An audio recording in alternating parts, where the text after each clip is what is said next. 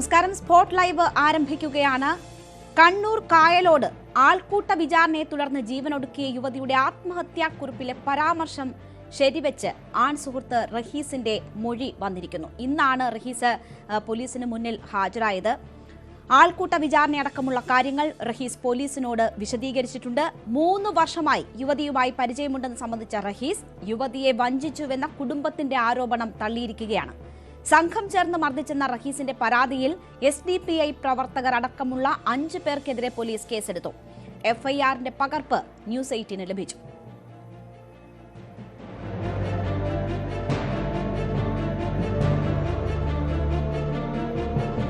കേസിൽ സത്യാവസ്ഥ പുറത്തുകൊണ്ടുവരണമെന്നാണ് യുവതിയുടെ പിതാവ് ആവശ്യപ്പെടുന്നത്.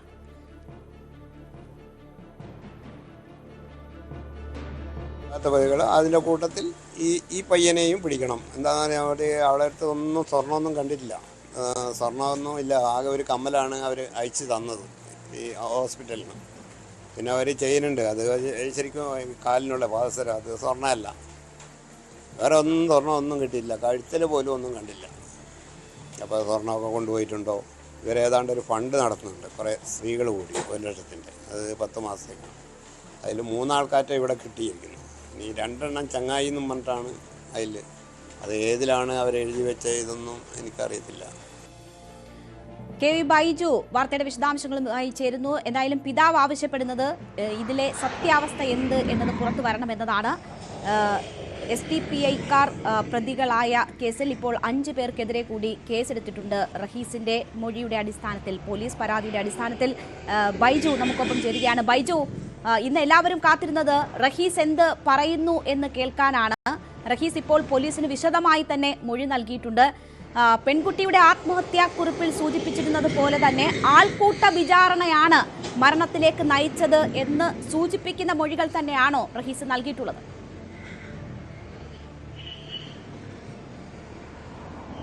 തീർച്ചയായും അത്തരത്തിലുള്ള ഒരു മൊഴിയാണ് ഇപ്പോൾ റഹീസ് നൽകിയത്. രേണുക, ഇതിൽ ഏറ്റവും നിർണായകം റഹീസിന്റെ മൊഴി തന്നെയായിരുന്നു. കഴിഞ്ഞ ദിവസങ്ങളിലൊന്നും തന്നെ റഹീസിനെ കണ്ടെത്താൻ പോലീസിന് സാധിച്ചില്ല. ഇന്ന് രാവിലെ ആണ് 8:45 റഹീസ് പിണറായി പോലീസ് സ്റ്റേഷനിൽ ഹാജരായി മൊഴി നൽകിയത്. ഈ മൊഴിയിൽ ഈ കൃത്യമായി, അതായത് യുവതി ആത്മഹത്യാക്കുറിപ്പിൽ രേഖപ്പെടുത്തിയ അതേ കാര്യങ്ങളാണ് റഹീസും ഇപ്പോൾ വെളിപ്പെടുത്തിയത്. തന്നെ ഒരു സംഘം ചേർന്ന് തട്ടിക്കൊണ്ടുപോയി ക്രൂരമായി മർദ്ദിച്ചു. അതോടൊപ്പം തന്റെ കയ്യിലുണ്ടായിരുന്ന 3 മൊബൈൽ ഫോണുകൾ ഇവർ തട്ടിയെടുത്തു.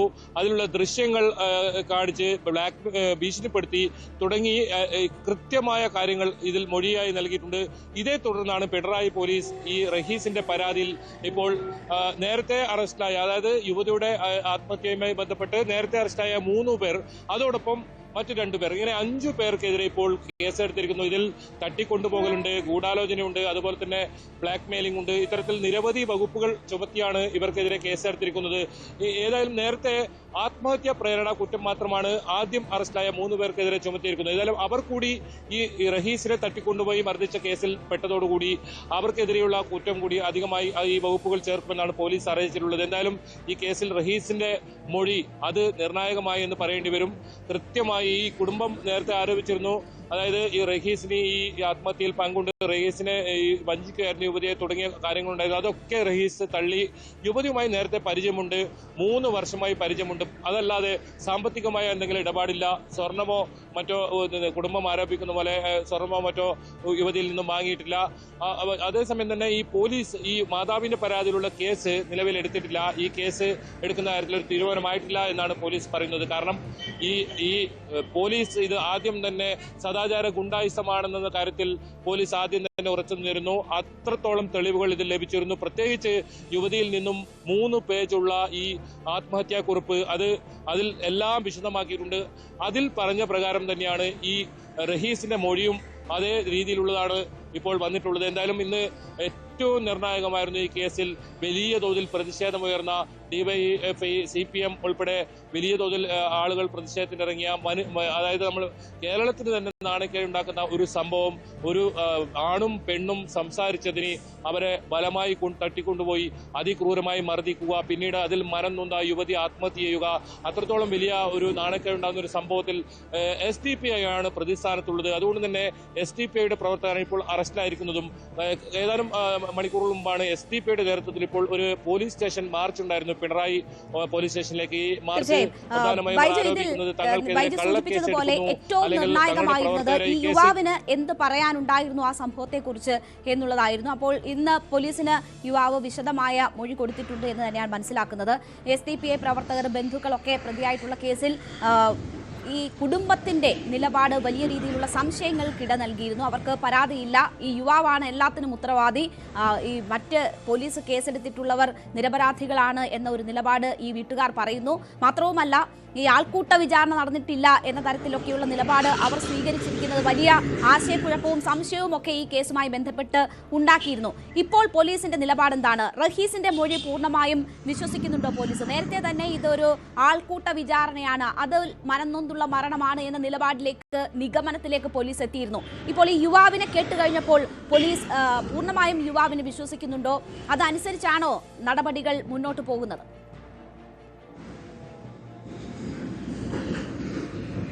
തീർച്ചയായും ഈ യുവാവിന്റെ മൊഴി പൂർണ്ണമായും പോലീസ് വിശ്വാസത്തിലെടുക്കുന്നു എന്ന് വേണം മനസ്സിലാക്കാൻ. അതാണ് ഈ യുവാവിന്റെ മൊഴിയുടെ അടിസ്ഥാനത്തിൽ ഇത്തരത്തിൽ 5 പേർക്കെതിരെ കേസ് രജിസ്റ്റർ ചെയ്തിരിക്കുന്നത്. അത് മാത്രമല്ല, ആ കേസിൽ ആൾക്കൂട്ട വിചാരണ നടന്നതിന്റെ വകുപ്പുകൾ ചുമത്തിയിട്ടുണ്ട്. അതോടൊപ്പം തട്ടിക്കൊണ്ടുപോകൽ, ഈ ഗൂഢാലോചന നടത്തൽ, ബ്ലാക്ക് മെയിലിംഗ്, അതായത് ഫോട്ടോ കാണിച്ച് ഭീഷണിപ്പെടുത്തി തുടങ്ങിയ വകുപ്പുകളൊക്കെ ഇതിൽ ഉൾപ്പെടുത്തിയിട്ടുണ്ട്. അതിൽ നിന്നും നമുക്ക് മനസ്സിലാക്കേണ്ടത്, അതായത് യുവതി എന്താണോ ആത്മഹത്യാക്കുറിപ്പിൽ എഴുതിയത് അതേ രീതിയിലുള്ള മൊഴി ഇപ്പോൾ ഇവിടെ ഈ ആൺ സുഹൃത്തായ ഇയാൾ നൽകിയെന്നതാണ് ഇതിൽ ഏറ്റവും പ്രധാനം. അതുകൊണ്ട് തന്നെയാണ് പോലീസ് അത്തരത്തിൽ കേസുമായി മുന്നോട്ട് പോയത്. നേരത്തെ തന്നെ പോലീസ് ഈ കാര്യത്തിൽ വ്യക്തമാക്കുന്നുണ്ടായിരുന്നു, ഇതൊരു സദാചാര ഗുണ്ടായുസത്തിനെ തുടർന്ന് മനംനൊന്താണ് യുവതി ആത്മഹത്യ ചെയ്തത്. അതിനുള്ള എല്ലാ തെളിവുകളും തങ്ങൾക്ക് ലഭിച്ചു. അത് മാത്രമല്ല, ദൃക്സാക്ഷികളുടെ നിന്നും കൃത്യമായ ഇതിലുണ്ട്. അത്തരത്തിൽ പോലീസ് നേരത്തെ തന്നെ അങ്ങനെ ഒരു നിഗമനത്തിലെത്തിയിരുന്നു. ഇതിനിടയിലാണ് ആശയക്കുഴപ്പം സൃഷ്ടിച്ചുകൊണ്ട് ഈ മാതാവ് ഇത്തരത്തിൽ രംഗത്ത് വന്നത്. ഈ കൊലപാതകത്തിന് ഉത്തരവാദി ആൺ സുഹൃത്ത് എന്ന തരത്തിലായിരുന്നു. മാത്രമല്ല, വലിയ ഗുരുതരമായ ആരോപണം ഈ മാതാവ് ഉന്നയിച്ചിട്ടുണ്ടായിരുന്നു. പണവും സ്വർണവും ഒക്കെ തട്ടിയെടുത്തു, യുവതിയെ ബ്ലാക്ക് മെയിൽ ചെയ്തു, ഇതിൽ മനംനൊന്നാണ് യുവതി ആത്മഹത്യ ചെയ്തതെന്ന നിലയിലായിരുന്നു ഇവരുടെ പരാതി ഉണ്ടായിരുന്നത്. പക്ഷേ പോലീസ് അത് തുടക്കത്തിൽ തന്നെ വിശ്വസിച്ചില്ല. പക്ഷേ അതിനും അന്വേഷണം നടത്തുമെന്നാണ് പോലീസ് നേരത്തെ തന്നെ വ്യക്തമാക്കിയത്. ഇന്ന് ഇത്തരത്തിൽ ഈ കാര്യത്തിലും വിശദമായ മൊഴി രേഖപ്പെടുത്തുമ്പോഴും ഇതിൽ ചോദ്യം ചെയ്യൽ കൂടി ഇന്നുണ്ടായിരുന്നു. അത് ACP, തലശ്ശേരി ACPയുടെ നേരിട്ടുള്ള മേൽത്തോട്ടത്തിലായിരുന്നു ഇന്ന് ഇത്തരത്തിൽ മൊഴിയെടുപ്പ് ഉണ്ടായിരുന്നത്. ഏതായാലും ആ കാര്യങ്ങളിലും പോലീസ് വ്യക്തത വരുത്തിയിട്ടുണ്ടെന്നാണ് നമുക്ക് മനസ്സിലാക്കാൻ സാധിക്കുന്നത്. പൂർണ്ണമായും ഈ യുവാവിന്റെ മൊഴിയുടെ അടിസ്ഥാനത്തിലാണ് ഇപ്പോൾ കേസെടുത്തിരിക്കുന്നത്. അത് കൃത്യമായും അതിൽ മനസ്സിലാക്കാം, ഇതൊരു സദാചാര ഗുണ്ടായുസത്തെ തുടർന്ന് ആ മനംനൊന്നാണ് യുവതി മരിച്ചത്. അത് പോലീസ് നേരത്തെ എന്താണോ ഈ ആദ്യം പറഞ്ഞത് അതേ രീതിയിൽ തന്നെ ഇപ്പോഴും അതേ നിലപാടിൽ തന്നെ പോലീസ് നിൽക്കുന്നു. അതോടൊപ്പം ഈ മൊഴി കൂടി വന്നപ്പോൾ കൃത്യമായും ഇപ്പോൾ 5 പേർക്കെതിരെയാണ് ഇപ്പോൾ കേസെടുത്തിട്ടുള്ളത്. ഇനി കൂടുതൽ പേർ ഈ യുവാവിനെ നേരത്തെ 2 ദിവസമായി കാണാനില്ലായിരുന്നു. ഇപ്പോൾ യുവാവ് ഹാജരായി മൊഴി നൽകുന്നു. ഈ വിവരങ്ങളൊക്കെ നടക്കുന്നു. ഈ കാര്യങ്ങൾ, ഈ ആത്മഹത്യാക്കുറിപ്പിലുള്ള കാര്യങ്ങൾ സ്ഥിരീകരിക്കുകയും ചെയ്യുമ്പോഴും കുടുംബം പഴയ നിലപാടിൽ തന്നെ ഉറച്ചു നിൽക്കുകയാണ്. ഇന്ന് ആ പെൺകുട്ടിയുടെ പിതാവാണ് മാധ്യമങ്ങളോട് സംസാരിച്ചത്. സത്യം പുറത്തു വരണമെന്ന് പറയുന്നുണ്ട്. അതിനോടൊപ്പം തന്നെ ചില സാമ്പത്തികമായ നഷ്ടങ്ങൾ ഉണ്ടായിട്ടുള്ള കാര്യം സൂചിപ്പിക്കുന്നുണ്ട്. അമ്മ പറയുന്നതും പിതാവ് പറയുന്നതും തമ്മിൽ വൈരുദ്ധ്യങ്ങളുണ്ടോ? അവർ ഇപ്പോൾ നേരത്തെ പറഞ്ഞ നിലപാടിൽ തന്നെ ഇപ്പോഴും ഉറച്ചു നിൽക്കുകയാണോ? ഈ സാമ്പത്തിക ഇടപാടുകൾ സംബന്ധിച്ചുള്ള ഇവർ ഉന്നയിച്ചിട്ടുള്ള ആരോപണങ്ങളിൽ ചില പരിശോധനകൾ കൂടി പോലീസിന്റെ ഭാഗത്തു നിന്നും ഉണ്ടാകുന്നു എന്ന് ഞാൻ മനസ്സിലാക്കുന്നു. ഈ അക്കൗണ്ട് വിവരങ്ങളൊക്കെ പോലീസ് പരിശോധിക്കുന്നു കൂടുതലായി എന്നതാണ് അറിയാൻ കഴിയുന്നത്. സാമ്പത്തിക ഇടപാടുകൾ സംബന്ധിച്ച് യുവാവ് പറഞ്ഞത് തന്നെയാണോ സത്യം? പോലീസ് അതിനപ്പുറം എന്തെങ്കിലും കണ്ടെത്തലുകളിലേക്ക് എത്തുന്നുണ്ടോ?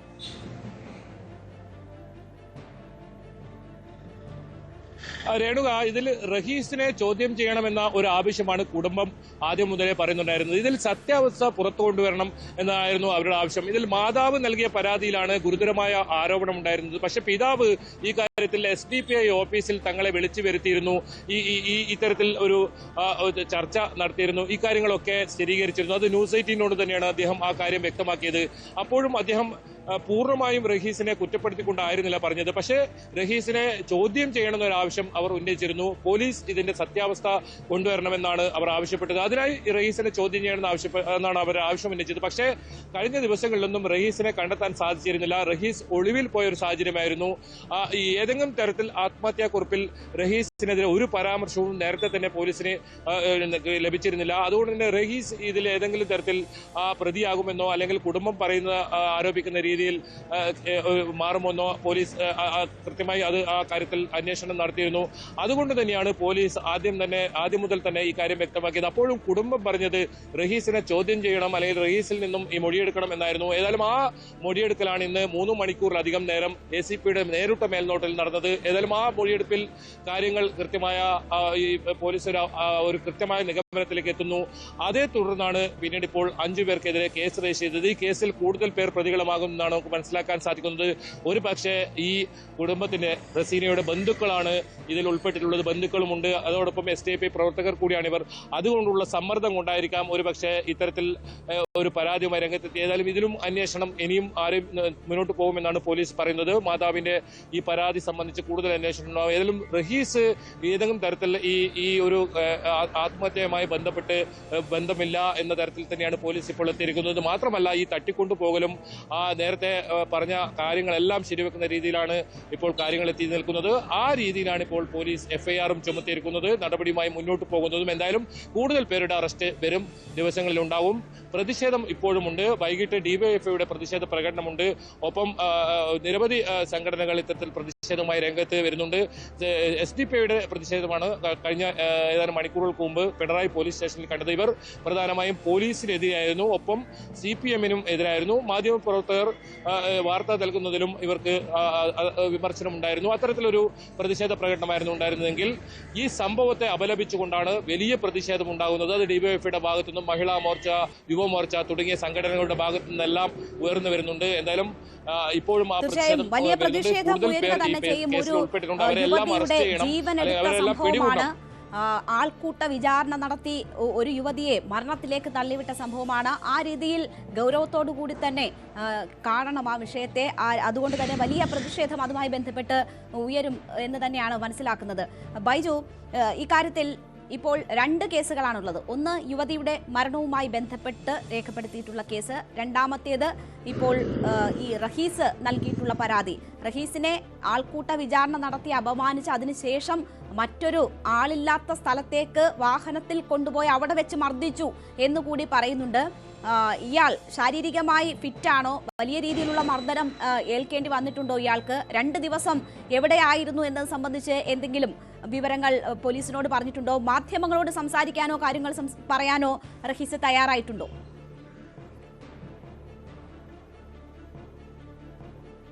രേണുക, മാധ്യമങ്ങളോട് സംസാരിക്കാൻ റഹീസ് തയ്യാറല്ല എന്നാണ് വ്യക്തമാക്കിയിരിക്കുന്നത്. ഇതിലിപ്പോൾ നിലവിൽ 2 കേസാണ് രജിസ്റ്റർ ചെയ്തിട്ടുള്ളത്. അത് ഒന്ന്, യുവതി വസ്ത്രത്തിന് അകത്ത്, അതായത് ആത്മഹത്യ ചെയ്യുന്ന സമയത്ത് വസ്ത്രത്തിനകത്ത് ഒളിപ്പിച്ചു വെച്ചിരുന്ന ആത്മഹത്യാ കുറിപ്പിൽ പ്രകാരമുള്ള ഒരു കേസ്. അതിൽ ആത്മഹത്യാ പ്രേരണ കുറ്റം ചുമത്തിയാണ് കേസ് എടുത്തതും 3 പേരെ അറസ്റ്റ് ചെയ്തതും. ഇതേ കേസിൽ ഉൾപ്പെട്ട 3 പേർ, അതിന് പുറമെ 2 പേർ, ഇങ്ങനെ 5 പേർക്കെതിരെയാണ് റഹീസിന്റെ പരാതിയിൽ ഇപ്പോൾ കേസ് എടുത്തിരിക്കുന്നത്. അതിൽ വളരെ ഗുരുതരമായ വകുപ്പുകൾ ചുമത്തിയിട്ടുണ്ട്. അതായത് നേരത്തെ രേണുക സൂചിപ്പിച്ചതുപോലെ തന്നെ സംഘം ചേർന്ന് തട്ടിക്കൊണ്ടുപോയി പിന്നീട് ഒരു സ്കൂട്ടറിൽ ഒരു വിജനമായ സ്ഥലത്ത് കൊണ്ടുപോയി അവിടെ നിന്നും മർദ്ദിച്ചു. കൂടാതെ റഹീസിന്റെ 3 മൊബൈൽ ഫോൺ ഈ സംഘം തട്ടിയെടുത്തു. അതോടൊപ്പം ഇതിലുണ്ടായിരുന്ന ഫോട്ടോ കാണിച്ച് ഭീഷണിപ്പെടുത്തി തുടങ്ങി ഇതിനെല്ലാം വകുപ്പുകൾ ചുമത്തിയാണ് ഇപ്പോൾ കേസ് രജിസ്റ്റർ ചെയ്തിരിക്കുന്നത്. ഈ കേസിൽ അധികമായി ഉൾപ്പെട്ട 2 പേർ നേരത്തെ ആത്മഹത്യാ പ്രേരണ കുറ്റം ചുമത്തി കേസിലും പ്രതികളാവും. അങ്ങനെ 2 കേസുകളിലായി 5 പേരാണ് ഇപ്പോൾ ഈ കേസിൽ പ്രതിയായിട്ടുള്ളത്. അതിൽ 3 പേരുടെ അറസ്റ്റ് രേഖപ്പെടുത്തിയിട്ടുണ്ട്. മറ്റ് 2 പേരുടെ അറസ്റ്റ് ഇന്ന് തന്നെ ഉണ്ടാകുമെന്നാണ് പോലീസ് പറയുന്നത്. ഒരു പക്ഷേ ഇനി ഈ യുവതിയുടെ ഈ ആത്മഹത്യാക്കുറിപ്പ് പ്രകാരം അതിൽ കൂടുതൽ വകുപ്പുകൾ ചുമത്തേണ്ട കാര്യവും പോലീസ് ആലോചിക്കുന്നുണ്ട്. അത് പോലീസ് ആലോചിച്ച ശേഷം തീരുമാനിക്കുമെന്നാണ് പറയുന്നത്. ഏതായാലും മാതാവിന്റെ പരാതിയിൽ നിലവിൽ പോലീസ് കേസ് രജിസ്റ്റർ ചെയ്തിട്ടില്ല. നിലവിൽ യുവതിയുടെ ആത്മഹത്യാക്കുറിപ്പുമായി ബന്ധപ്പെട്ട് ഒരു കേസ്, അതോടൊപ്പം ഇന്ന് ഇപ്പോൾ യുവാവിന്റെ മൊഴി രേഖപ്പെടുത്തിയതിനു ശേഷം അതിൽ നിന്നും ഉണ്ടായ കേസും. ഏതായാലും ഈ യുവാവിനെ കഴിഞ്ഞ ദിവസങ്ങളിലൊന്നും കണ്ടെത്താൻ സാധിച്ചില്ല. ഇയാൾ എവിടെയായിരുന്നു എന്ന കാര്യത്തിലും അതല്ലെങ്കിൽ എന്താണ് ഇയാൾ ഈ പോലീസിലേക്ക് എത്താൻ വൈകിയെന്ന കാര്യത്തിലും ഒരു വ്യക്തത വന്നിട്ടില്ല. എന്തായാലും പോലീസ് നിരന്തരം ഇയാളെ ബന്ധപ്പെടാൻ കഴിഞ്ഞ ദിവസങ്ങളിലെല്ലാം ശ്രമിച്ചിരുന്നു. പക്ഷേ ഇയാളെ കണ്ടെത്താൻ സാധിച്ചിരുന്നില്ല. ഇന്ന് രാവിലെയാണ് 8:45 പിണറായി പോലീസ് സ്റ്റേഷനിൽ ഇയാൾ എത്തുന്നത്. ന്യൂസ് 18 ഈ വാർത്ത ആദ്യം പുറത്തു കൊണ്ടുവരുന്നതും. ഏതായാലും ഇതിൽ വലിയ നിർണായകമായ ഒരു മൊഴിയാണ് ഈ റഹീസിൻ്റെത്. അത് പോലീസിന് ഇന്ന് രേഖപ്പെടുത്തിയിരിക്കുന്നു.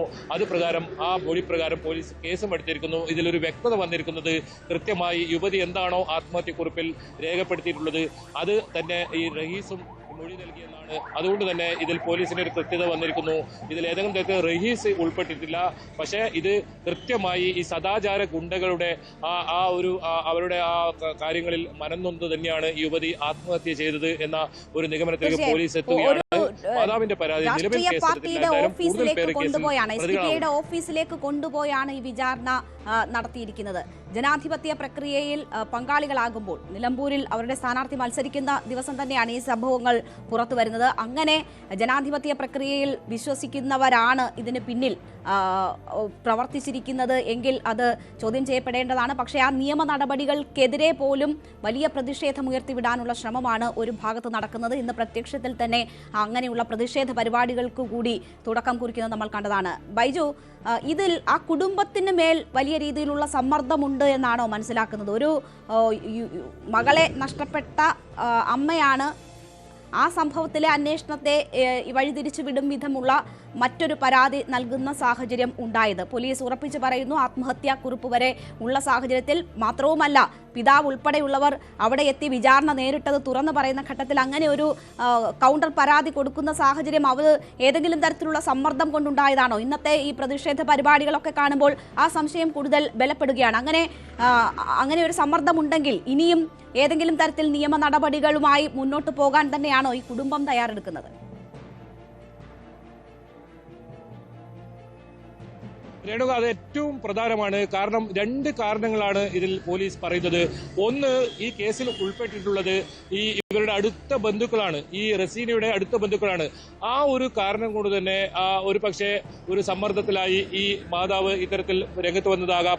അതല്ലെങ്കിൽ ഈ പ്രദേശം, ഈ കൂരിയാട് എന്ന് പറയുന്ന ഈ പ്രദേശം വലിയ തോതിൽ SDPIക്ക് സ്വാധീനമുള്ള ഒരു പ്രദേശമാണ്.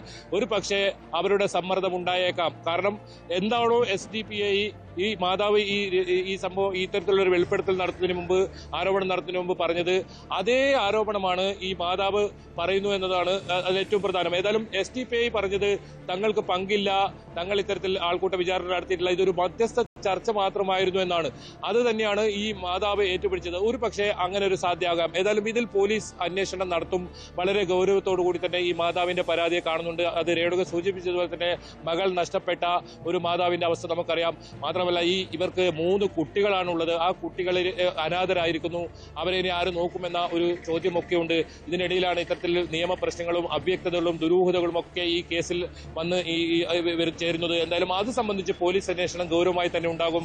നിലവിൽ മാതാവ് ഉന്നയിച്ച ആരോപണം പോലീസ് നിഷേധിക്കുന്നുണ്ട്. അത്തരത്തിലുള്ള തെളിവുകൾ ഒന്നും തന്നെ പോലീസിന് ലഭിച്ചിട്ടില്ല. അതുകൊണ്ട് തന്നെ അതിൽ കേസോ അല്ലെങ്കിൽ നിയമ നടപടിയോ സ്വീകരിക്കാൻ പോലീസ് ഇതുവരെ തയ്യാറായിട്ടില്ല. കൃത്യമായി ആത്മഹത്യാക്കുറിപ്പും ഒപ്പം ആൺസുഹൃത്തായ റഹീസിന്റെ മൊഴിയും അതാണ് ഈ കേസിൽ ഇപ്പോൾ നിർണായകമായിരിക്കുന്നത്. അത് പ്രകാരമുള്ള കേസുമായാണ് ഇപ്പോൾ പോലീസ് മുന്നോട്ട് പോകുന്നത്. അതോടൊപ്പം മാതാവ് നൽകിയ പരാതിയിലുള്ള അന്വേഷണം ഉണ്ടാവുമെന്ന് തന്നെയാണ് പോലീസ് പറയുന്നത്. അത് സംബന്ധിച്ച അന്വേഷണം പോലീസ് നടത്തുന്നുണ്ട്. നേരത്തെ രേണുക സൂചിപ്പിച്ചതുപോലെ തന്നെ ഇരുവരുടെയും ബാങ്ക് അക്കൗണ്ട് അത് പോലീസ് പരിശോധിച്ചിരുന്നു. നേരത്തെ ഉന്നയിച്ച ഒരു ആരോപണം നിരവധി പണം അല്ലെങ്കിൽ സ്വർണം റഹീസ് റസീനിൽ നിന്നും കൈപ്പറ്റിയിട്ടുണ്ട്, സ്വന്തമാക്കിയിട്ടുണ്ട്, തട്ടിപ്പറിച്ചിട്ടുണ്ടെന്നൊക്കെ ആയിരുന്നു. പക്ഷേ അത്തരത്തിലുള്ള ഒരു തെളിവും പോലീസിന് കണ്ടെത്താൻ സാധിച്ചിട്ടില്ല. ഇവർ ഏതെങ്കിലും തരത്തിൽ സ്വർണ്ണ ഇടപാടോ മറ്റോ ബാങ്കിൽ നടത്തിയത് അത് കൃത്യമായി പോലീസ് പരിശോധിച്ചിട്ടുണ്ട്. അത്തരത്തിൽ എന്തൊക്കെ ആരോപണം ഉണ്ടായോ അതിലെല്ലാം പോലീസ് അന്വേഷണം നടക്കുന്നുണ്ട്. തുടർന്നും അന്വേഷണം ഉണ്ടാകുമെന്ന് തന്നെയാണ് city police commissioner Nitin Raj ഉൾപ്പെടെ വ്യക്തമാക്കിയിരിക്കുന്നത്. ഇതിന് പ്രത്യേക സംഘത്തെ സ്വീകരിച്ചിട്ടുണ്ട്. അന്വേഷണം ഇവിടെ അവസാനിക്കുന്നില്ല എന്നാണ് പോലീസ് പറയുന്നത്. നിലവിൽ ഈ കൂടുതൽ പേരിലേക്ക് ഈ അന്വേഷണം എത്തും. കൂടുതൽ പേർ ഒരുപക്ഷെ ഇതിൽ കേസിൽ പ്രതികളാകാം. ഏതായാലും നിലവിൽ 5 പേരാണ് ഇപ്പോൾ പ്രതികളായിട്ടുള്ളത്. 2 കേസുകളിലായി 5 പ്രതികൾ ഇങ്ങനെയാണ് ഇപ്പോൾ ഉള്ളത്. അതിൽ ആത്മഹത്യാ പ്രേരണയുണ്ട്, ഒപ്പം സംഘം ചേർന്ന് തട്ടിക്കൊണ്ടുപോകൽ, ഇത്തരത്തിൽ വകുപ്പുകളെല്ലാം ചുമത്തിയാണ് ഇപ്പോൾ കേസ് രജിസ്റ്റർ ചെയ്തിരിക്കുന്നത്. രേണുക, സദാചാര ഗുണ്ടായിസം നടത്തി ആൾക്കൂട്ട വിചാരണ നടത്തിയ ഒരു യുവതിയുടെ ജീവനെടുത്ത കേസാണ്. എന്തായാലും പോലീസ് 5 പേർക്കെതിരെ 2 കേസുകളിലായി 2 പരാതികളിലായി കേസെടുത്തിരിക്കുന്നു. 5 പേർക്കെതിരെ ശക്തമായ നടപടികളിലേക്ക് നീങ്ങുന്നു അന്വേഷണ സംഘം എന്നാണ് മനസ്സിലാക്കുന്നത്. വീട്ടുകാരുടെ പരാതിയിൽ ഇതുവരെ കേസെടുത്തിട്ടില്ല എന്ന ഒരു സാഹചര്യം കൂടി ഉണ്ട്.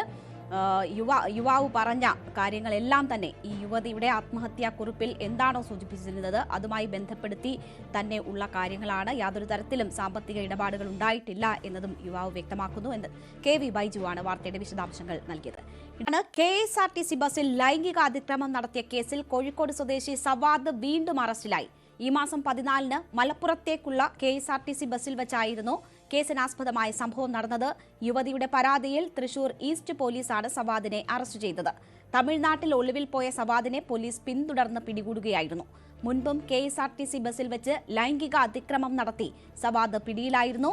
2023-ൽ നെടുമ്പാശ്ശേരിയിൽ ബസ്സിലുണ്ടായ അതിക്രമത്തിൽ മോഡൽ നന്ദിത ശങ്കരയാണ് പരാതി നൽകിയത്. ഈ കേസിൽ ജയിലിൽ നിന്ന് പുറത്തിറങ്ങിയ സവാദിനെ മാലയിട്ട് സ്വീകരിച്ചത് വിവാദമായിരുന്നു. അന്ന് വലിയ തോതിലുള്ള അധിക്ഷേപമാണ് സമൂഹമാധ്യമങ്ങളിൽ നന്ദിത നേരിട്ടത്. ഒടുവിൽ നീതി ലഭിച്ചെന്ന് സമൂഹമാധ്യമത്തിൽ പങ്കുവച്ച കുറിപ്പിൽ നന്ദിത പറഞ്ഞു. നവമി ദിനേശ് ഉണ്ട് വാർത്തയുടെ വിശദാംശങ്ങളുമായി. നവമി, സവാദിന് ഇത് മാനസിക രോഗം തന്നെയാണ് എന്ന് ഉറപ്പാക്കുന്നതാണ് വീണ്ടും ഒരു കേസിൽ കൂടി അറസ്റ്റിലായിട്ടുള്ള ഈ സംഭവം സൂചിപ്പിക്കുന്നത്. പിന്തുണയ്ക്കാൻ ഇക്കുറിയും ആളുകൾ എത്തുമോ എന്ന് എല്ലാവരും ചോദിക്കുന്നുണ്ട്. സമൂഹ മാധ്യമങ്ങളിലൊക്കെ വലിയ ചർച്ചയാണ്. ഇയാൾ ഇതിനു മുൻപും ഈ സംഭവത്തിന് ശേഷം ഇതിനു മുൻപും മറ്റുള്ള സ്ത്രീകളെയൊക്കെ ആക്രമിച്ചിട്ടുണ്ടാവാം, അല്ലെങ്കിൽ ഇതുപോലെയുള്ള ലൈംഗിക വൈകൃതം തീർത്തിട്ടുണ്ടാവാം. മറ്റൊരു പെൺകുട്ടി കൂടി പരാതി പറയാൻ, പ്രതികരിക്കാൻ രംഗത്ത് വന്നിരിക്കുന്നു എന്ന് വേണമോ നമുക്ക് ഈ സംഭവം കാണുമ്പോൾ മനസ്സിലാക്കാൻ?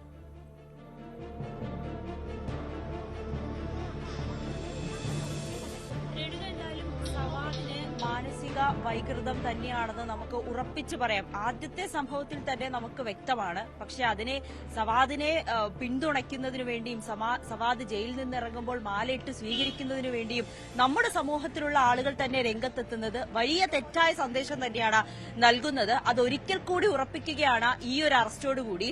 കഴിഞ്ഞ ദിവസമാണ് ഇത്തരത്തിലൊരു പരാതി തൃശൂർ ഈസ്റ്റ് പോലീസിന് ലഭിക്കുന്നത്. സവാദ് കേരളം വിട്ട് മുങ്ങിയിരുന്നു. പക്ഷേ പോലീസ് സവാദിനെ പിന്തുടരുകയും ഒടുവിൽ പിടികൂടുകയും ചെയ്തു. എന്തായാലും കോടതി റിമാൻഡ് ചെയ്തിരിക്കുകയാണ് സവാദിനെ. സമാനമായ 2023-ൽ എങ്ങനെയാണോ ബസ്സിൽ വെച്ച് യുവതിയോട് ലൈംഗിക അതിക്രമം കാണിക്കുകയോ അല്ലെങ്കിൽ ലൈംഗിക ചേഷ്ടകൾ കാണിക്കുകയും ചെയ്തത്, അതേ കുറ്റകൃത്യം തന്നെയാണ് സവാദ് വീണ്ടും ചെയ്തിരിക്കുന്നത്. നമ്മളോടൊപ്പം 2023-ൽ പരാതി നൽകിയ നന്ദിത ഇപ്പോൾ നമ്മളോടൊപ്പം ചേരുന്നുണ്ട്. അന്ന് നമുക്കെല്ലാം ഓർമ്മയുണ്ട്, നന്ദിതയ്ക്കെതിരെ വലിയ സൈബർ ആക്രമണം നേരിട്ടതാണ്. ഈ തനിക്ക് നേരെ ഉണ്ടായ തെറ്റ് അത് കാട്ടിയത് കൊണ്ട് വലിയ രീതിയിൽ ആക്രമിക്കപ്പെട്ട ഒരു വ്യക്തിയായിരുന്നു നന്ദിത. പക്ഷെ അന്നും ഒരു സമൂഹം മുഴുവനും നന്ദിതയ്ക്കൊപ്പം ഉണ്ടായിരുന്നു എന്നുള്ളത് ഏറെ ശ്രദ്ധേയമായിട്ടുള്ള കാര്യം കൂടിയാണ്. നമുക്ക് നന്ദിതയോട് തന്നെ ചോദിക്കാം. വളരെ സന്തോഷം തരുന്ന ഒരു വാർത്തയാണ്. വീണ്ടും അയാളെ പിടികൂടുന്നു. അന്ന് അയാൾക്ക് വേണ്ടി ഒപ്പം നിന്നത് മാലയിട്ട് സ്വീകരിച്ചവരെല്ലാവരും അയാൾ വീണ്ടും കുറ്റക്കാരനാണ്, അല്ലെങ്കിൽ അയാൾക്കെതിരെ തിരിയുന്ന സാഹചര്യം. എന്താണ് ഈ ഒരു വാർത്ത കേട്ടപ്പോൾ തോന്നിയത്? ഞാൻ വാർത്ത കേട്ടപ്പോൾ നല്ല ഇതുവരെ ഞാൻ നമ്പാണ്. ഐ ഡോണ്ട് നോ വെദർ ഞാൻ ചിരിക്കണമോ കരയണമോ അതോ ഞാൻ സമാധാനിക്കണോ, എനിക്കൊന്നും മനസ്സിലായിട്ടില്ല. ഞാൻ ഈ 3 കാര്യങ്ങളിലൊന്നും ചെയ്തിട്ടില്ല ഇതുവരെ. കാരണം 2 years ഞാൻ വാട്ട് ഐ വെന്റ് ത്രൂ കുറച്ചധികം എക്സ്ട്രീം ആയിരുന്നു. എനിക്ക് പുറത്തു പോകാൻ പറ്റത്തില്ലായിരുന്നു, എനിക്ക് ഇൻസ്റ്റാഗ്രാം തുറക്കാൻ പറ്റത്തില്ലായിരുന്നു. I couldn't post my pictures, I couldn't do what I loved because എല്ലാത്തിന്റെയും അടിയിൽ the comments were cyber raping me. So ആ ഒരു ഇനീഷ്യൽ അസോൾട്ട് ഒന്നും അല്ലാണ്ടായി ഈ ഒരു പോയിന്റില്. ഇനീഷ്യലി ആ ഒരു വെറും ഒരു അസോൾട്ടായി. Didn't matter, it was 6 minutes. But 2 years worth of abuses, harassment, bullying in every manner whatsoever, sexual ആയിക്കോട്ടെ മെന്റലി ആയിക്കോട്ടെ, എല്ലാം കഴിഞ്ഞതോടുകൂടെ എനിക്കിപ്പോ ഞാൻ റിയാലിറ്റിയിലേക്ക് എത്തിയിട്ടില്ല. ഐ എം ഹാപ്പി ഒരു സൈഡില് that I could prove my maybe innocence or something, but I do not understand why the victim had to prove her innocence when the law had to prove it for me. But that didn't happen. So അങ്ങനെ പോകുന്നു. ആ ഒരു സംഭവം കഴിഞ്ഞ് 2 വർഷം വേണ്ടി വന്നു നന്ദിതയ്ക്ക് സ്വയം ഒരു അതായത് ഒരു നീതി ലഭിച്ചു എന്ന് കരുതുന്നതിന് വേണ്ടി 2 വർഷം കാത്തിരിക്കുന്നു. നീതി ലഭിച്ചിട്ടില്ല. ഞാൻ വീണ്ടും പറയാം, ഞാൻ കുറച്ചായിട്ട് പറയുന്നു, justice delayed is justice denied. I have not got justice. So it has delayed, it has ruined കുറേ prospects of who I am as a being. ഞാൻ എങ്ങനെയാണ്, എന്റെ പേഴ്സണാലിറ്റി എന്താണ്, അതിൽ കുറെ ചേഞ്ചസ് വരുത്തിയൊരു ഇൻസിഡന്റ് ആണ്. ഈ കഴിഞ്ഞ 2 വർഷം കുറെ അധികം എന്നിൽ തന്നെ കുറെ മാറ്റങ്ങളും കുറെ കാര്യങ്ങൾ വരുത്തിയിട്ടുണ്ട്. So I need to find myself again. വീണ്ടും ഞാൻ ഓക്കെ ആവണം. I need to accept that okay this is over now. But I feel sorry for the victim. I feel sorry that I couldn't help her out. I feel sorry that Kerala enabled an abuser and waited for another victim. So ഈ കേസിന്റെ അന്വേഷണം അത് ഏത് നിലയിലാണ് ഇപ്പോൾ എത്തി നിൽക്കുന്നത്? Last time ഞാൻ എവിടെയാണ് കംപ്ലൈന്റ് കൊടുത്തത് അവിടെ വിളിച്ചു ചോദിച്ചപ്പോ എനിക്ക് തന്ന ആൻസർ വാസ് കുറ്റക്കാരനാണെന്ന് പറഞ്ഞ് കുറ്റപത്രം സമർപ്പിച്ചിട്ടുണ്ട് എന്നാണ് പറഞ്ഞത്. I do not know anything further. എനിക്ക് അതിന് മുന്നോട്ട് I don't know anything more. Yes. പിന്നെ പോലീസ് അറിയിക്കുകയോ ഒന്നും തന്നെ അന്ന് മൊഴി കൊടുത്തിരുന്നു? യെസ് 164 ചെയ്ത് കൊടുത്തിരുന്നു. ഇതേ സെയിം ഇൻസിഡന്റിന് 2 കേസായിരുന്നു. ഒരെണ്ണം was for Savad and the other one was for an online self-proclaimed detective, some guy in Qatar, Jamshir or something. അപ്പോ ആൾക്കും എതിരെയാണ് ഒരു കേസ് കൊടുത്തേക്കുന്നത്. സോ സവാദ് വെറുതെ വിട്ടാലും ഞാൻ ഇയാളെ വെറുതെ വിടില്ല. ബിക്കോസ് ഇയാളാണ് എല്ലാം വളച്ചൊടിച്ച് കഥകൾ ഉണ്ടാക്കി. ആൻഡ് ഹി ഹാസ് പോസ്റ്റഡ് ഒരു അപ്പോളജി പോസ്റ്റ് ഇന്നലെ ആളുടെ ഇൻസ്റ്റാഗ്രാമിൽ ഫേസ്ബുക്കിലൊക്കെ പോസ്റ്റ് ചെയ്തിട്ടുണ്ട്. I don't know for what. He put 22 videos slut shaming me. 22 videos ആണ് അയാൾ ചെയ്തത്. എന്റെ ഓരോ പോസ്റ്റുകള്, എന്റെ സ്റ്റോറീസ്, എന്റെ ഷോർട്ട് ഫിലിമിലെ ക്ലിപ്പുകള് ഒക്കെ എടുത്തിട്ട് എല്ലാം തിരിച്ചും മറിച്ചും. That is what he did. 22 videos worth of that. So അന്ന് നന്ദിതയ്ക്ക് ഏറ്റ ആ ഒരു മുറിവ് അല്ലെങ്കിൽ ഈ ഒരു സംഭവം തുടർന്ന് പറഞ്ഞതിന് സോഷ്യൽ മീഡിയയിലടക്കം വലിയ ആക്രമണം നേരിട്ടിരുന്നു. അത് മാനസികമായി വലിയ രീതിയിൽ പിന്തുടരുകയും ചെയ്യുന്നുണ്ട്. ഈ 2 വർഷത്തോളം അതിന്റെ ഒക്കെ ഒരു വിക്ടിമായി തന്നെയാണ് നന്ദിത മുന്നോട്ട് വന്നിരുന്നത്.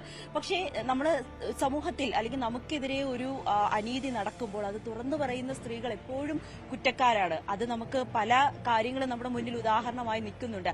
ഇതൊക്കെ ഒരു മാറേണ്ട സമയം അതിക്രമിച്ചു എന്ന് തന്നെയല്ലേ നന്ദിതയ്ക്ക് ഇപ്പോഴും തോന്നുന്നത്? കാരണം സവാദിനെ വീണ്ടും ഇതുപോലൊരു കേസിൽ പിടികൂടുമ്പോൾ മാത്രമാണ് നന്ദിതയ്ക്കൊരു പകുതിയെങ്കിലും ഒരു നീതി ലഭിച്ചു എന്ന് തോന്നുന്നത്. മാറേണ്ട സമയമായി. ഇതിനപ്പുറം ഞാനത് എലാബറേറ്റ് ചെയ്ത് അത് പറഞ്ഞിട്ട് I don't think it's of any use.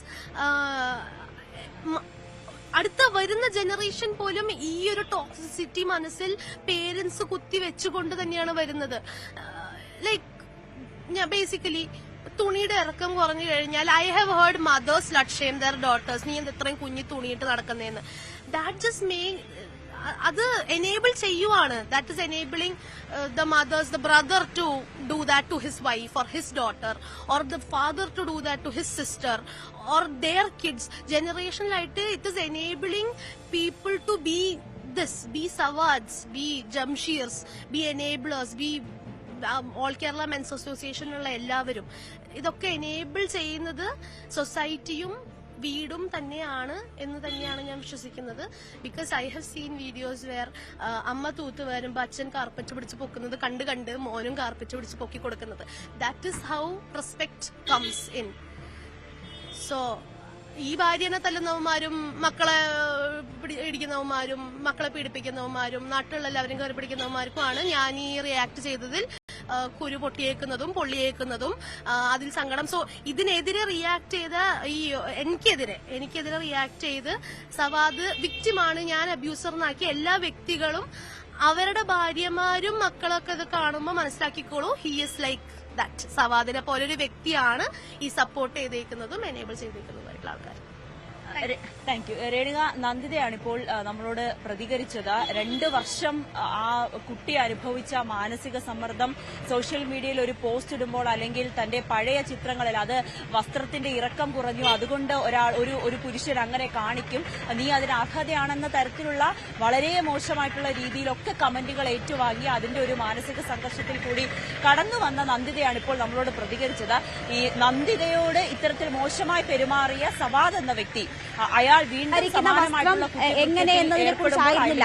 അതിനുശേഷം പ്രതികരിച്ചപ്പോൾ ഈ സമൂഹ മാധ്യമത്തിൽ ഏത് വസ്ത്രം ധരിച്ചിരുന്നു, അതുകൊണ്ടാണ് അങ്ങനെ ഒരു അനുഭവം ഉണ്ടായത് എന്ന കൺക്ലൂഷനിലേക്കാണ് അന്ന് വേട്ടയാടാൻ ഇറങ്ങിയവരൊക്കെ എത്തിയത് എന്നൊരു സാഹചര്യമുണ്ട്. ഇപ്പോൾ വട്ടിയൂർക്കാവ് അജിത് കുമാർ നമുക്കൊപ്പം ചേരുന്നു. വട്ടിയൂർക്കാവ് അജിത് കുമാർ, നിങ്ങൾ പുതിയ മാലയ്ക്കും ലഡുവിനും ഒക്കെ ഓർഡർ കൊടുത്തോ സവാദിനെ സ്വീകരിക്കാൻ? സവാദിന് മാല ഇടേണ്ട ഒരു അവസരം ഉണ്ടെങ്കിൽ തീർച്ചയായിട്ടും ഇടും. അത് അദ്ദേഹത്തിന്റെ ഭാഗത്ത് ന്യായമുണ്ടെങ്കിൽ. നിങ്ങളുടെ പ്രോത്സാഹനമായിരിക്കും രണ്ടാമതും വാഹനത്തിൽ സ്ത്രീകളെ അധിക്ഷേപിക്കാൻ അയാൾക്ക് പ്രചോദനമായതല്ലേ? അല്ല, ഞാൻ ചോദിക്കട്ടെ, ഇപ്പോ ഈ പറയുന്നു, ഇതിപ്പോ എന്താണ് ഇവിടെ തെളിവായിട്ട് കിട്ടിയിട്ടുള്ളത്? അദ്ദേഹം ഏതെങ്കിലും ഇത് പരാതിക്കാരി ആരെന്ന് പോലും വ്യക്തമല്ല. പിന്നെ പരാതിക്കാരി അറിയുന്ന എന്തിനാണ്? വേട്ടയാടാനാണോ? എന്തേ പരാതിക്കാരിയെ അറിയുന്നത് എന്തിനാണ് നിങ്ങള്? അല്ല, മുൻപ് ഇതുപോലെ നന്ദിതയോട് ചെയ്തത് ആവർത്തിക്കാനാണോ? അല്ല, ഞാൻ ചോദിച്ചോട്ടെ, മുൻപ് മസ്താനെ ഇതുപോലെ ആരോപണങ്ങൾ ഉന്നയിച്ച് വന്നിരുന്നല്ലോ. എന്നിട്ട് ആ കേസ് ഇപ്പൊ എന്തായി? അതിനെപ്പറ്റി എന്തെങ്കിലും ഡീറ്റെയിൽസ് അറിയോ? ഏത് കേസില്? അപ്പൊ നമ്മൾ ഒരാളിനെതിരെ ആരോപണം ഉന്നയിക്കുമ്പോ അതിന് മതിയായിട്ടുള്ള തെളിവുകൾ വേണം, അല്ലെങ്കിൽ കോടതിയിൽ അത് നിലനിൽക്കില്ല. പക്ഷേ ഇപ്പൊ ഇവിടെ വന്നിരിക്കുന്ന കേസ് എന്ന് പറഞ്ഞാൽ എന്താണെന്ന് നമുക്ക് വ്യക്തത വന്നിട്ടില്ല. പരാതിക്കാരി ആരാണെന്നോ, അത് മസ്താനി അന്ന് മുൻപ് പറഞ്ഞൊരു കേസുണ്ട്, നന്ദിത അന്ന് പറഞ്ഞൊരു വാക്കുണ്ട്, സവാദിനെ ഏത് വിധേനയും ഇനിയും ജയിലിലാക്കും എന്ന് പറഞ്ഞൊരു വാക്കുണ്ട്.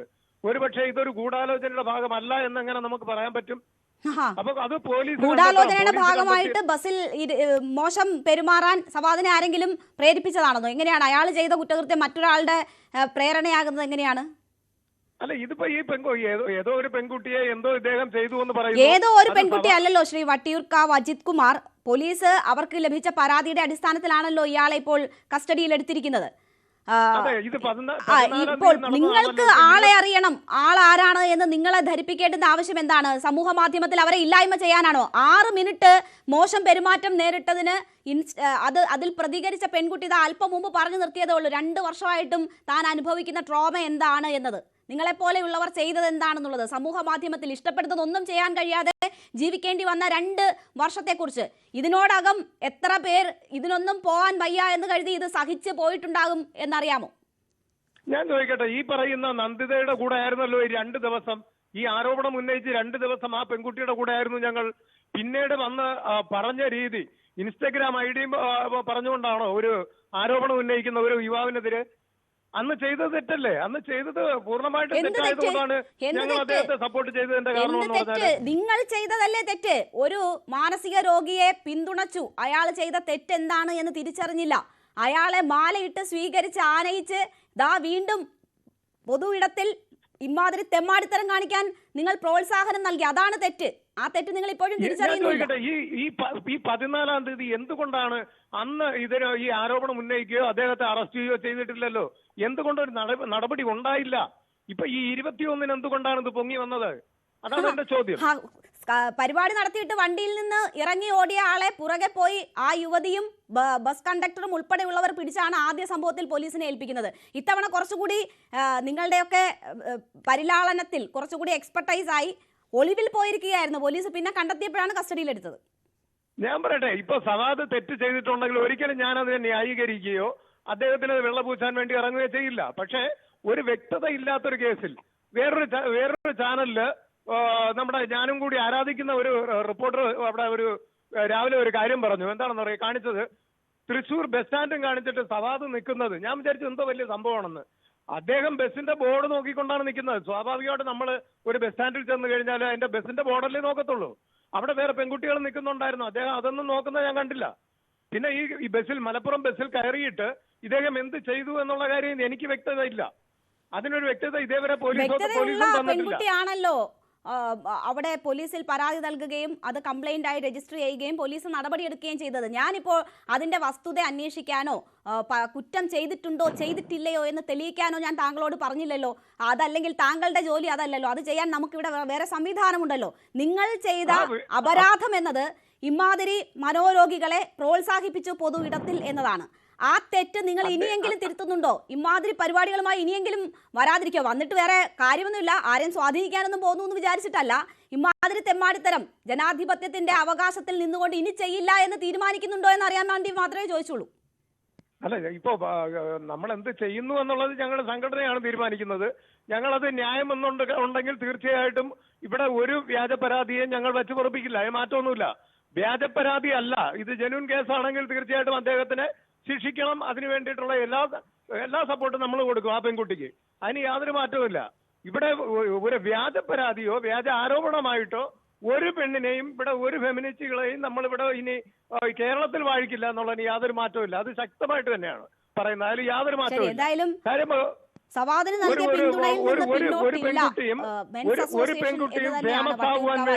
സൂചിപ്പിക്കുന്നത് ഈ ഇങ്ങനെയുള്ള പ്രോത്സാഹനം വീണ്ടും ബസ്സിൽ ഇമാതിരി തെമ്മാടിത്തരം കാണിക്കാൻ അയാൾക്ക് പ്രോത്സാഹനമായിട്ടുണ്ടാകും. എന്തായാലും മനോരോഗത്തിന് നല്ല ചികിത്സ സവാദിന് വേണമെന്ന് ഒരിക്കൽ കൂടി തെളിഞ്ഞിരിക്കുകയാണ്. പോലീസ് കസ്റ്റഡിയിലാണ് സവാദ് ഇപ്പോൾ ഉള്ളത്.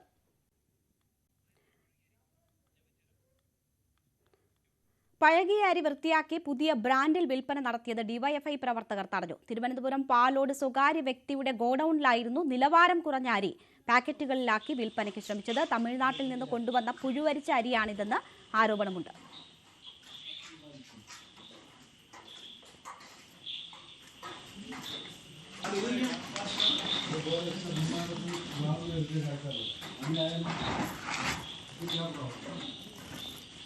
മൊത്തം ചീത്തയായ അരിയാണ് കേട്ടോ.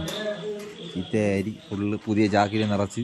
ഒരു മാസത്തിലേറെയായി ഇവിടെ സവാള പാക്കിംഗ് എന്ന് പറഞ്ഞ പേരിലാണ് ഇവിടെ ഈ സ്ഥാപനം തുടങ്ങിയത്. രാത്രിയാണ് വാഹനങ്ങളെല്ലാം വന്ന് പോയിക്കൊണ്ടിരിക്കുന്നത്. രാത്രിയാണ് പിന്നെ ലോഡ് വരുന്നത്. അപ്പം അങ്ങനെ സംശയം തോന്നി നാട്ടുകാർ പരിശോധിക്കുമ്പോഴാണ് ഇന്നലെ രാത്രി ഒരു വാഹനം ഇവിടെ കടന്നു വരുന്നത് ശ്രദ്ധയപ്പെട്ടത്. അവിടെ നോക്കുമ്പോൾ പിന്നെ ഇവിടെ സവാളയില്ല. പോലീസിനെയും കൂടെ വിളിച്ചു വരുത്തി ഇത് പരിശോധിക്കുമ്പോൾ സവാളയില്ല. ഇവിടെ അരിയാണ്. അരി എന്ന് പറയുമ്പോൾ തമിഴ്നാട് ഉൾപ്പെടെയുള്ള സ്ഥലങ്ങളിൽ നിന്ന് പുഴുവരിച്ച അരി ഇവിടെ കൊണ്ടുവരികയാണ്. ആ അരി പിന്നെ വളത്തിൻ്റെ ചാക്കുകളിലും മണൽ ചാക്കുകളിലും മോശമായ ഒരു അവസ്ഥയിലാണ് അരി കൊണ്ടുവരുന്നത്. പരിശോധിക്കുമ്പോൾ പുഴുവരിച്ച അരി ഉൾപ്പെടെയാണ് ഇവിടെ പാക്ക് ചെയ്ത് ആപ്പിൾ എന്ന് പറയുന്ന ഒരു ബ്രാൻഡ് ചാക്കിനകത്താക്കി ഇവിടെ നിന്ന് കൊണ്ടുപോവുകയാണ്. ഇപ്പോൾ ഇതുമായി ബന്ധപ്പെട്ടിപ്പോൾ പിന്നെ സിവിൽ സപ്ലൈസ് സ്ക്വാഡ് ഉൾപ്പെടെ പരിശോധനയ്ക്ക് എത്തുകയാണ്. നാട്ടുകാർ ഇപ്പോൾ ഇത് തടഞ്ഞിരിക്കുകയാണ്. ഇത് വളരെ ഗുരുതരമായ ആരോഗ്യ പ്രശ്നമുണ്ടാക്കുന്ന ഒരു കാര്യമാണ്. ഇത് അടിയന്തരമായി പിന്നെ അധികാരികളുടെ ഭാഗത്ത് ഇടപെടലുണ്ടായി ഇത് പൂട്ടിക്കാൻ നാട്ടുകാർ ആവശ്യപ്പെടുകയാണ്. ഗുരുതരമായ ആരോഗ്യ പ്രശ്നങ്ങൾ ഉണ്ടാക്കുന്ന തരത്തിലുള്ള അരിയാണ് അവിടെ പുതിയ ബ്രാൻഡിൽ വിൽപ്പനയ്ക്ക് റെഡിയാക്കി വെച്ചിരിക്കുന്നത്. മനുഷ്യനെ എങ്ങനെയൊക്കെ പറ്റിക്കാമെന്ന ഗവേഷണങ്ങൾ ഇങ്ങനെ നടക്കുകയാണ്. നമുക്കൊന്നും ഊഹിക്കാൻ പോലും കഴിയാത്ത തരത്തിലുള്ള പറ്റിപ്പുകളും വെട്ടിപ്പുമാണ് നടക്കുന്നത്. വി അരുണുണ്ട് വാർത്തയുടെ വിശദാംശങ്ങളുമായി. അരുൺ, ഇത് ഇത്രയും വലിയ എമൗണ്ടിൽ അരി എത്തിക്കുന്നു, അത് വൃത്തിയാക്കി പുതിയ ബ്രാൻഡും പുതിയ പേരും കൊടുത്ത് വിപണിയിലേക്ക് ഇറക്കുകയാണ്. ഇത് എത്ര നാളായി ഈ സ്ഥാപനം അവിടെ നടക്കുന്നു? എന്ത് തരം തട്ടിപ്പാണ് ഇത് നടക്കുന്നത്? ഇത് എവിടെയാണ് ഇതിന് വിപണി കണ്ടെത്തിക്കൊണ്ടിരുന്നത്? എന്തൊക്കെയാണ് അറിയാൻ കഴിഞ്ഞ കാര്യങ്ങൾ?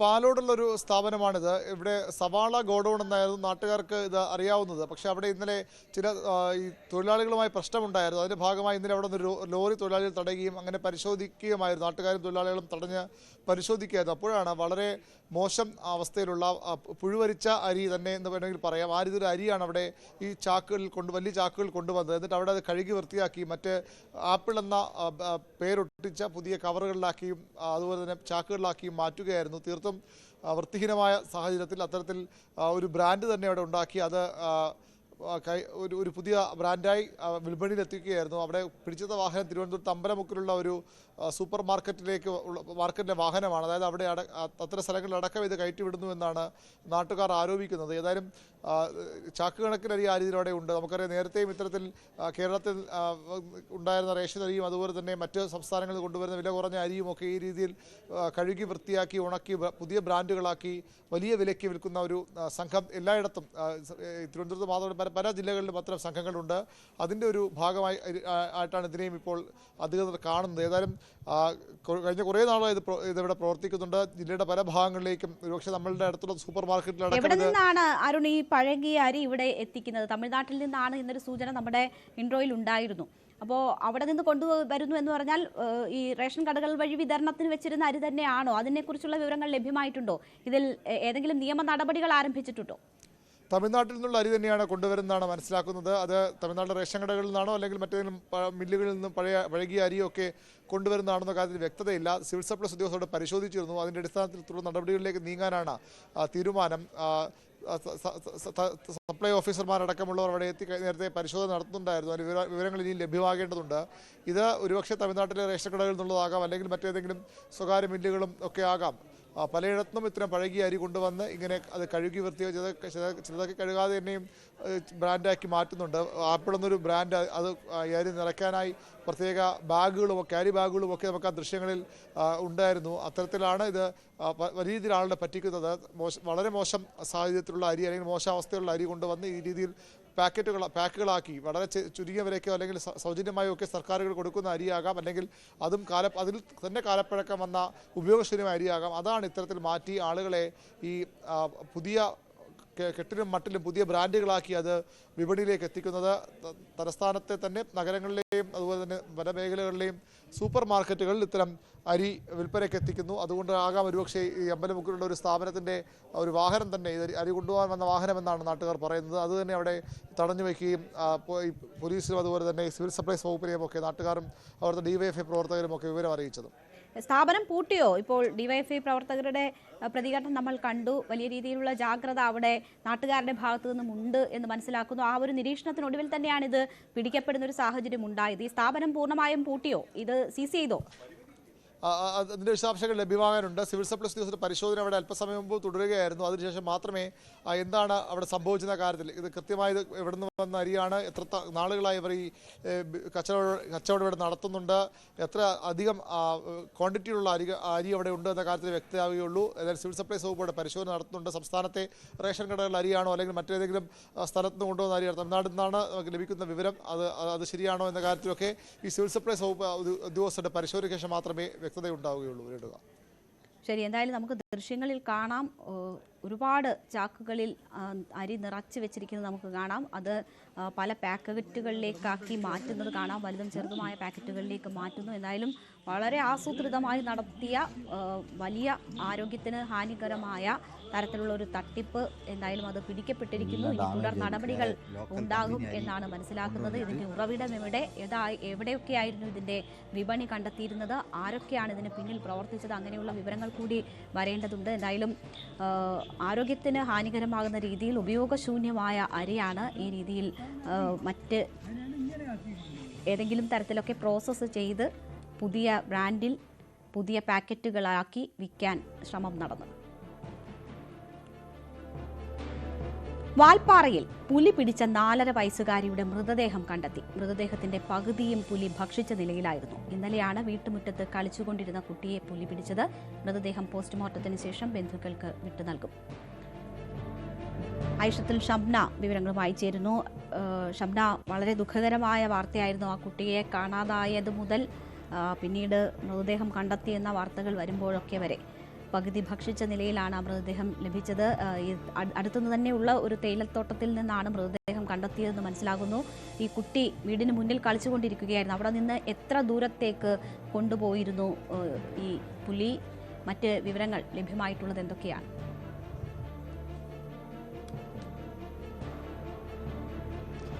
രേണു, വലിയ രീതിയിലുള്ള ഒരു ദാരുണമായ സംഭവം എന്ന് തന്നെ പറയേണ്ടിയിരിക്കുന്നു. കാരണം വീടിന് മുൻപിൽ കളിച്ചുകൊണ്ടിരിക്കുകയാണ് ഈ കുട്ടിയെ പുലി വലിച്ചഴച്ചു കൊണ്ടുപോകുന്നത്. നമുക്കറിയാം ഈ ഒരു വർഷം തുടങ്ങി ഏകദേശം പകുതിയാകുന്നതേ ഉള്ളൂ. പക്ഷേ ഇതുവരെ തന്നെ വന്യജീവി ആക്രമണത്തിൽ നിരവധി ആളുകളാണ് കൊല്ലപ്പെട്ടത്. അത് വാൽപ്പാറയിൽ മാത്രമല്ല, പാലക്കാട്, തൃശ്ശൂർ, എറണാകുളം മേഖലകളിലൊക്കെ ഇത്തരത്തിൽ വന്യജീവി ആക്രമണത്തിൽ കടുവ പിടിച്ചും പുലി പിടിച്ചും ഈ കാട്ടാന ആക്രമിച്ചുമൊക്കെ നിരവധി ജീവനുകളാണ് സംസ്ഥാനത്ത് ഇതുവരെ പൊലിഞ്ഞത്. എന്തായാലും അതിന്റെ ഏറ്റവും ഒടുവിലത്തെ ഇര ഇപ്പോൾ ഒരു 4 വയസ്സ് മാത്രമുള്ള ഒരു പിഞ്ചു കുഞ്ഞ് ആണ് എന്നതാണ് ഏറ്റവും ദാരുണമായ ഒരു സംഭവം. ഇന്നലെ വൈകിട്ട് 4:30 കൂടിയായിരുന്നു ഈ കുട്ടി വീടിന് മുമ്പിൽ തന്നെ കളിച്ചുകൊണ്ടിരിക്കുകയായിരുന്നു.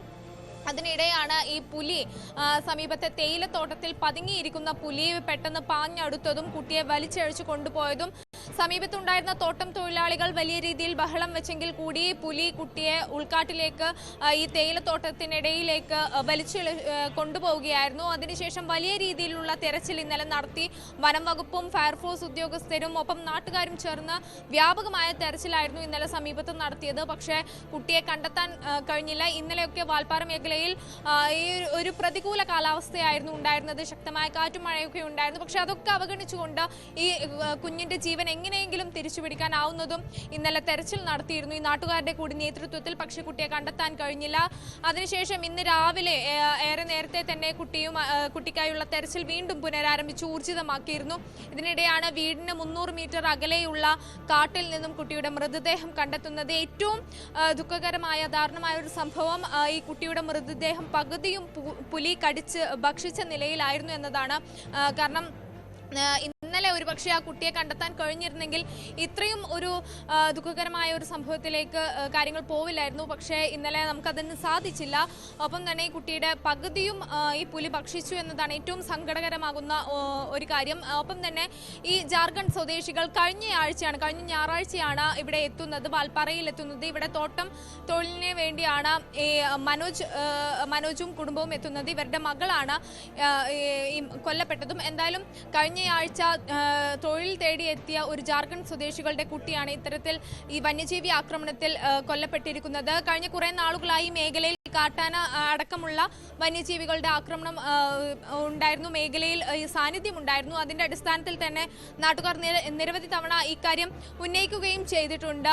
പക്ഷേ അതിനൊന്നും ഒരു കൃത്യമായ ഒരു മറുപടി നൽകിയിരുന്നില്ല എന്നൊക്കെ ഇപ്പോൾ ആരോപണം വരുന്നുണ്ട്. ഒപ്പം തന്നെ ഈ ഒരു വാൽപ്പാറ മേഖലയിൽ മാത്രമല്ല, സംസ്ഥാനത്തൊട്ടാകെയുള്ള ഈ വന്യജീവി ആക്രമണങ്ങൾ നിയന്ത്രിക്കാൻ കാര്യക്ഷമമായി ഒന്നും നടക്കുന്നില്ല എന്നൊരു വലിയ ആക്ഷേപം കൂടി ഉയരുന്നുണ്ട്. എന്തായാലും ഒരു 4.5 വയസ്സുകാരിയുടെ മരണത്തിലേക്ക് നയിച്ച കാര്യങ്ങൾ അത് കൃത്യമായി ഈ സംസ്ഥാന സർക്കാരിന്റെ കൂടി ഒരു വീഴ്ചയായിട്ടാണ് ഇപ്പോൾ നാട്ടുകാർ ആരോപിക്കുന്നത്. അതായത് ഈ വന്യജീവികളെ നിയന്ത്രിക്കാനും അവയെ കാട് കടത്താനും ഒപ്പം തന്നെ മയക്കുവെടി വെക്കാനും ഒക്കെയുള്ള നടപടികൾ അത് കാര്യക്ഷമമല്ലാത്തത് കൊണ്ട് മാത്രമാണ് വീണ്ടും സംസ്ഥാനത്ത് ഇത്തരത്തിൽ വന്യജീവി ആക്രമണങ്ങളിൽ കൊലപാതകങ്ങൾ സംഭവിക്കുന്നത് എന്നാണ് ഇപ്പോൾ നാട്ടുകാരുടെ ആരോപണം. എന്തായാലും മേഖലയിൽ കഴിഞ്ഞ ദിവസമായി ഇത്തരം ഈ പുലിയുടെയും ഒപ്പം കാട്ടാനയുടെയൊക്കെ സാന്നിധ്യമുണ്ടെന്ന് ചൂണ്ടിക്കാട്ടിക്കൊണ്ട് നാട്ടുകാർ രംഗത്തെത്തിയിരുന്നു. എന്തായാലും കുട്ടിയുടെ മൃതദേഹം ഇപ്പോൾ പോസ്റ്റ്മോർട്ടത്തിന് വേണ്ടി തീർച്ചയായും വലിയ രീതിയിലുള്ള ആശങ്ക പ്രദേശവാസികൾ ഇപ്പോഴും പുലർത്തുന്നുണ്ടാകും. അതിർത്തി മേഖലയാണ് തമിഴ്നാട്ടിലെ ഭാഗത്താണ് ഇപ്പോൾ ഈ സംഭവം ഉണ്ടായിട്ടുള്ളത്. വലിയ രീതിയിലുള്ള ആശങ്കയുണ്ട്. നേരത്തെയും ഈ വന്യമൃഗ ശല്യമുള്ള ഒരു മേഖലയായിരുന്നു. ഷംന, ഇപ്പോൾ കുട്ടിയുടെ മൃതദേഹം കണ്ടെത്തിയെങ്കിലും പുലിയെ പിടിക്കാനോ ഒന്നും തന്നെ സാധിച്ചിട്ടില്ല. പുലിയെ പിടികൂടാനുള്ള നരഭോജിയാണ്. അപ്പോൾ പുലിയെ പിടികൂടാനുള്ള ശ്രമങ്ങളുണ്ടോ? കൂട് സ്ഥാപിക്കുന്നത് ഉൾപ്പെടെയുള്ള നടപടികളൊക്കെ നടക്കുന്നുണ്ടോ? കേരളത്തോട് ചേർന്ന അതിർത്തി പ്രദേശമായതുകൊണ്ട് തന്നെ ആ ജാഗ്രത ഇവിടെയും തുടരുന്നുണ്ടോ?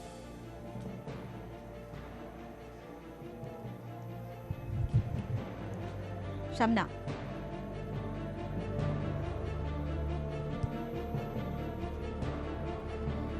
ശരി, എന്തായാലും വലിയ രീതിയിൽ ദുഃഖിപ്പിക്കുന്ന ഒരു വാർത്തയാണ് വാൾപ്പാറയിൽ നിന്ന് ഇന്ന് രാവിലെ മുതൽ കേട്ടത്. ഇന്നലെ കുട്ടിയെ കാണാനില്ലായിരുന്നു, പുലി പിടിച്ച് കുട്ടിയെ കാണാനില്ലായിരുന്നു. ഇപ്പോൾ മുതൽ വലിയ ആശങ്കയുണ്ടായിരുന്നു. ഇന്ന് ഉച്ചയോടുകൂടിയാണ് മൃതദേഹം കണ്ടെത്തുന്നത്. വീട്ടിലിരുന്ന് കളിച്ചുകൊണ്ടിരുന്ന കുട്ടിയെയാണ് 300 മീറ്റർ അകലെ കാട്ടിൽ നിന്നാണ് ഇന്ന് മൃതദേഹം കിട്ടുന്നത്. പകുതി ഭക്ഷിച്ച നിലയിലായിരുന്നു മൃതദേഹം. എന്തായാലും അവിടെ വലിയ ആശങ്കയിലും ഭീതിയിലുമാണ് ജനങ്ങൾ. സംവിധായകൻ നാദിർഷയുടെ പൂച്ച മരിച്ച സംഭവത്തിൽ തുടർ നടപടി അവസാനിപ്പിച്ച് പോലീസ്. പൂച്ച ചത്തത് നേരത്തെ ഉണ്ടായ അസുഖങ്ങളെ തുടർന്നാണെന്ന് പോസ്റ്റ്മോർട്ടത്തിൽ വ്യക്തമായതോടെയാണ് നടപടി. കഴുത്തിൽ വലിഞ്ഞു മുറുകി ഉണ്ടാകുന്ന തരത്തിലുള്ള പാടുകളോ മറ്റോ ഉണ്ടായിരുന്നില്ലെന്ന് പോസ്റ്റ്മോർട്ടം റിപ്പോർട്ടിൽ പറയുന്നു. നവമി ദിനേശ് ഉണ്ട് വിവരങ്ങളുമായി. നവമി, ഈ പെറ്റ് ഹോസ്പിറ്റലിനെതിരെ വലിയ ആരോപണമായിരുന്നു നാദിർഷ ഉന്നയിച്ചത്. അവർ മോശമായി പെരുമാറി, അനസ്തേഷ്യ നൽകിയത് ഉൾപ്പെടെ പ്രശ്നങ്ങളുണ്ടായിരുന്നു. മാത്രവുമല്ല, കഴുത്തിൽ വരിഞ്ഞു മുറുക്കി കൊന്നു, അങ്ങനെയാണ് ഇതിനെ ഗ്രൂം ചെയ്യാനൊക്കെ കൊണ്ടുപോയത്, അതാണ് മരണകാരണമെന്നൊക്കെ പറഞ്ഞിരുന്നു. പക്ഷേ ആ ആരോപണങ്ങളെല്ലാം പാടെ തള്ളുകയാണോ? ഇപ്പോൾ അന്വേഷണം പോലും അവസാനിപ്പിച്ചു എന്നാണ് മനസ്സിലാകുന്നത്. രേണുക, കഴിഞ്ഞ ശനിയാഴ്ചയായിരുന്നു പാലാരിവട്ടം പോലീസിൽ നാദിർഷ പരാതി നൽകിയത്. എന്തായാലും പരാതിയിൽ കഴമ്പില്ല എന്ന് കണ്ടതിനെ തുടർന്നാണ് അന്വേഷണം അവസാനിപ്പിക്കാൻ പോലീസ് തീരുമാനിച്ചിരിക്കുന്നത്. ഇന്നാണ് പോസ്റ്റ്മോർട്ടം റിപ്പോർട്ട്, ജില്ലാ വെറ്റിനറി ഡോക്ടർ നടത്തിയ പോസ്റ്റ്മോർട്ടത്തിന്റെ റിപ്പോർട്ട് പോലീസിന് കൈമാറിയത്. ഇതിൽ പറയുന്നത് പ്രകാരം പൂച്ചയ്ക്ക് നേരത്തെ ചില അസുഖങ്ങൾ ഉണ്ടായിരുന്നു. അതുമൂലമുണ്ടായ ഹൃദയാഘാതമാണ് മരണത്തിന് കാരണം. ഈ അനസ്തേഷ്യ നൽകിയതല്ല. കാരണം അനസ്തേഷ്യ നൽകുന്നതിന് മുൻപ് തന്നെ പൂച്ചയ്ക്ക് മറ്റ് രോഗങ്ങൾ ഉണ്ടായിരുന്നു എന്നും അതിൻ്റെതായിട്ടുള്ള ചില സൂചനകൾ കാണിച്ചിരുന്നു എന്നും പോസ്റ്റ്മോർട്ടത്തിലും വ്യക്തമായിരുന്നു.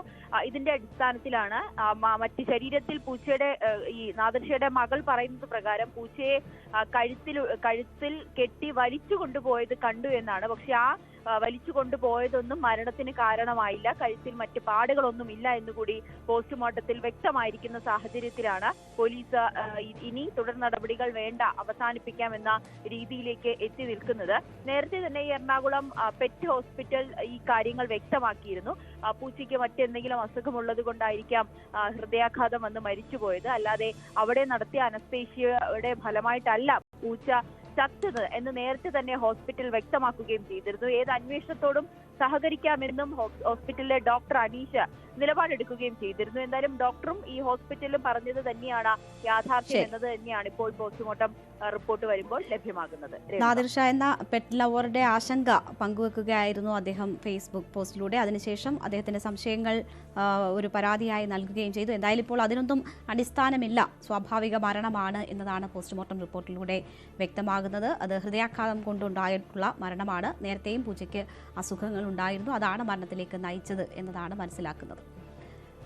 സ്പോട്ട് ലൈവ് ഇവിടെ പൂർണ്ണമാവുകയാണ്. ഇടവേളയ്ക്ക് ശേഷം ന്യൂസ് 3 കാണാം.